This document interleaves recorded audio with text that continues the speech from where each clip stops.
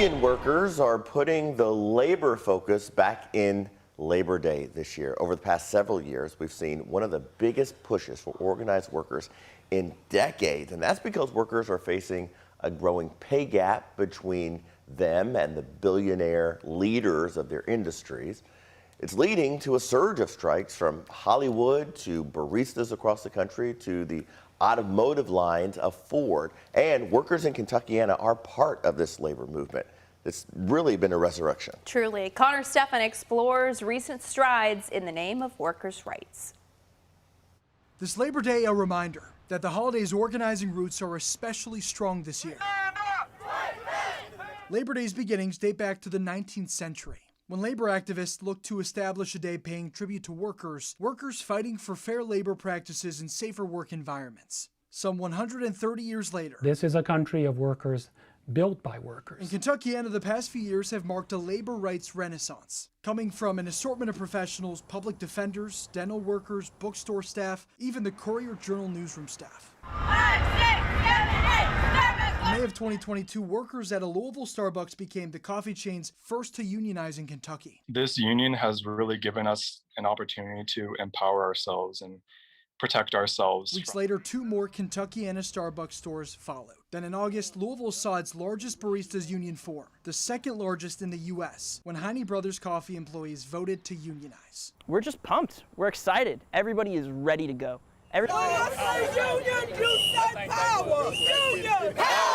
The latest movement from Kentucky workers with the local Ford labor union, voting just last week to authorize a potential strike if contract negotiations turn sour. We want to build vehicles. I don't want to go on strike. I want to get a good contract. Teamsters! Across the U.S., more than 273,000 U.S. workers joined unions last year. As millions prepare for a day off celebrating workers, those workers will be recognizing the work in progress. These are things too that we owe to organized labor, to workers, asserting those rights and making them meaningful for us. Connor Stephan, WHAS11 on your side. Unlike other federal holidays like Thanksgiving or Christmas, most stores and retailers are open today, trying to reel you in with some Labor Day sales. But there are a handful of places closed or with reduced hours, including the post office, any other government office. Banks are closed today. Costco is one of the few national retailers closed. Other grocery stores like Kroger and Meijer are open, but make sure you check the individual store times because some chains like Aldi and Sam's Clubs are operating with some limited hours. For more in-depth on what's open or what's not, you can go to WHAS11.com.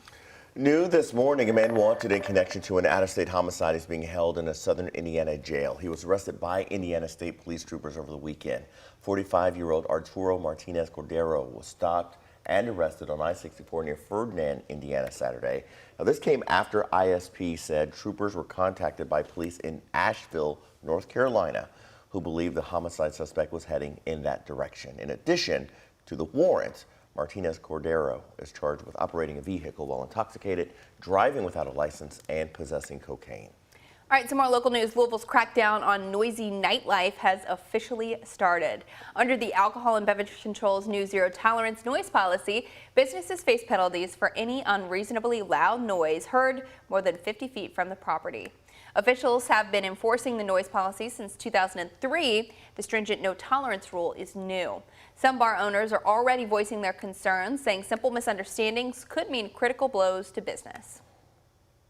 A bit of a short leash, unexpected, sudden new mandate. That's the part that we're having a tough time with, just because the situation, the noise and the violence is a really nuanced conversation.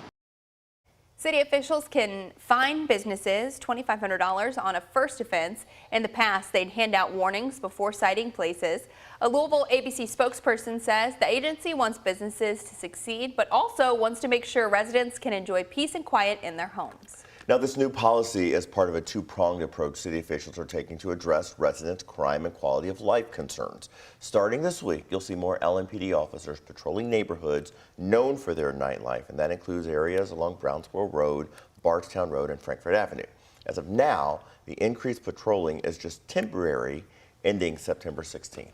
All right, looking ahead, the owner of this home right here on your screen on Applegate Lane in Highview, filled with hazardous materials, is expected back in court this week. 53-year-old Mark Heibel was arrested back in July when investigators say he admitted to making and detonating homemade explosives. He's charged with wanton endangerment along with burglary for squatting in a neighboring house. Heibel's attorney is expected to argue for his $50,000 bond to be reduced tomorrow morning in court. As for what's next, the city hasn't announced an official decision on how it'll safely dispose of the chemicals and the explosives. Last week, the EPA told city leaders mechanically removing the chemicals would be a safe option. City officials still say they prefer carrying out a controlled burn of the house.